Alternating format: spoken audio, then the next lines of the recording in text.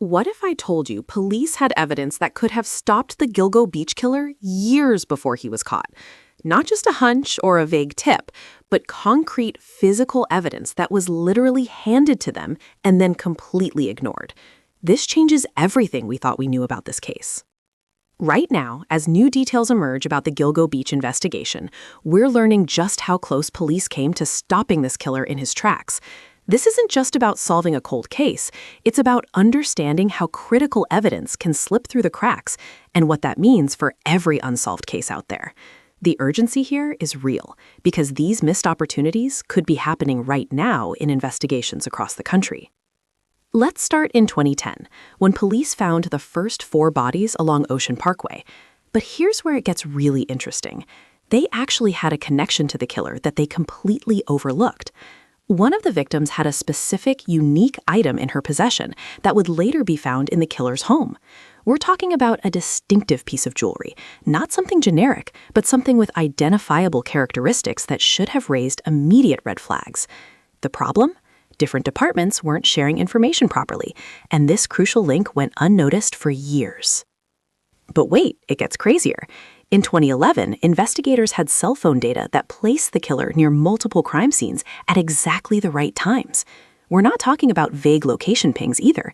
This was precise tower data showing his movements matching the victim's last known locations. The evidence was there in black and white, showing a pattern that should have screamed suspect. Yet somehow, this digital trail wasn't followed aggressively enough. We'll get to why this happened in a moment, but first, let me show you the most shocking oversight of all. Here's the part that will make your jaw drop. There was a witness, someone who had direct contact with the killer and reported specific, chilling details to police in 2010. This person described the suspect's vehicle with precise accuracy, gave physical characteristics that matched perfectly, and even provided information about his behavior patterns. But here's the kicker. This report was filed away as unreliable without proper follow-up. The witness was dismissed, and their information sat in a file for over a decade while the killer continued his spree. This wasn't just a missed opportunity, it was a catastrophic failure to listen. Now, this next piece of evidence is what finally broke the case open, but it should have been discovered years earlier. The killer was active online, using specific websites and forums that investigators knew about as early as 2012. We're talking about digital breadcrumbs that were just sitting there, waiting to be followed.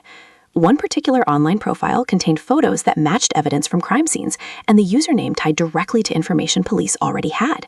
The technology to connect these dots existed, it just wasn't used effectively until much later. And that delay cost lives. Here's the most mind-blowing conclusion from all this. The Gilgo Beach killer could have been stopped as early as 2011. Not maybe, not possibly, almost certainly. The evidence was all there. The physical items, the cell phone data, the witness testimony, the digital footprint. These weren't just separate pieces of a puzzle. They were multiple complete pictures pointing to the same person. The failure wasn't a lack of evidence. It was a failure to connect the dots that were literally handed to investigators. This case exposes how bureaucratic silos, outdated procedures, and human error can override even the clearest evidence. So here's my question for you. How many other cases right now have this same problem? How much evidence is sitting in files, waiting for someone to make the connection?